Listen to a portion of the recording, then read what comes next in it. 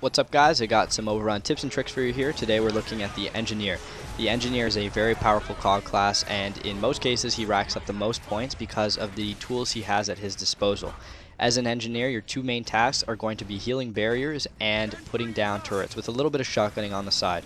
So the first thing I want to talk about is healing barriers, and this is something that's very important off the bat of any Overrun round, since your barriers don't last forever, and that's why you see Engineers being chosen a little bit more frequently at the beginning. You want to keep your barriers up as much as possible to delay the enemy team, but if you're healing the barriers, you're also going to be a prime target for the enemy team since you're pretty exposed. So the best way to conceal yourself is to heal while in cover, which I do quite a bit. It sacrifices vision, but if you can ever do this, it is a lifesaver. You can see my teammate taking a massive amount of damage, and I am completely safe from the enemy team at the moment. You're not always going to be supported by medics, soldiers, or scouts, so if you can, putting down a turret for yourself will ease off some of the pressure while you're healing some barriers, but you don't want to put turrets too close to yourself, and I will mention why a little bit later. If you ever have the chance to kick a ticker, I would advise doing so because the ticker does a lot of damage to barriers, especially when they explode. By kicking them away, you can save yourself a bit of healing time and quite a bit of damage if done so correctly.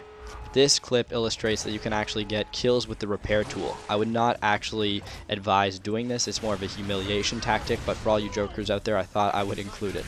The next thing I want to talk about is turret placement, and this is very important. Turrets are considered widely to be overpowered, but the reality is that turrets are very weak and they only last 10 seconds with a cooldown time of 20 seconds. That means that your turrets are going to have to be well placed because they're not going to be helping you out the majority of the time.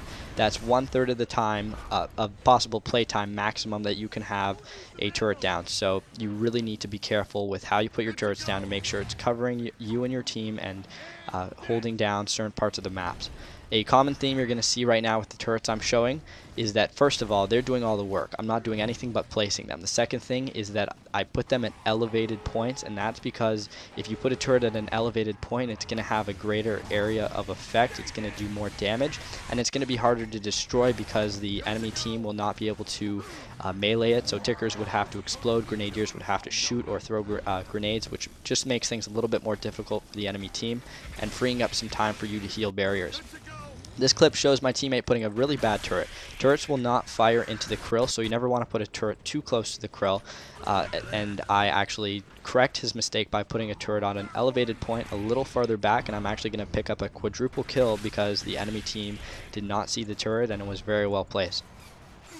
This turret's actually hidden, and this is another thing I like to do with turrets. If the enemy team doesn't see the turret, they're not going to play as if they're playing against a turret, and you can see the ticker just ran straight into the line of fire and the grenade was exploded by the turret, allowing us to heal. And same deal with this clip. I put the turret in a place that's very hard for the enemy team to see, and that's actually going to pick me up a lot of kills, but a grenadier is going to throw a grenade at me and your turrets will actually blow up the grenades, killing you, which is why you want to stay away from them. I don't know how many times I've said turret, so I'm going to stop saying that word, and we're going to get into shotgunning in just a little bit here.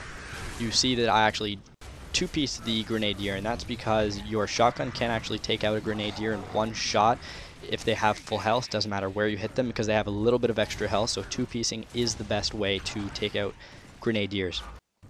Another thing you saw in the previous clip was that I flushed out the locust into my turret and let the turret do most of the work, and I'm going to do the same thing here. I'm getting a little overwhelmed, so I'm going to back up a bit. I'm going to place my sentry, and it's going to take care of the first guy.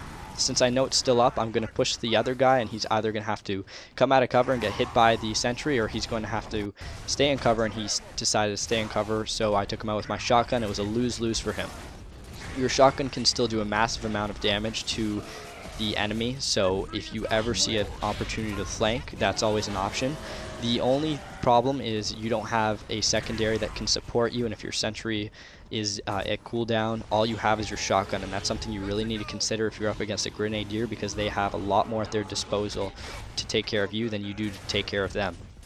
Candaces are relatively harmless, but you can take out most of the tier 1 locust with your Nasher if you're careful.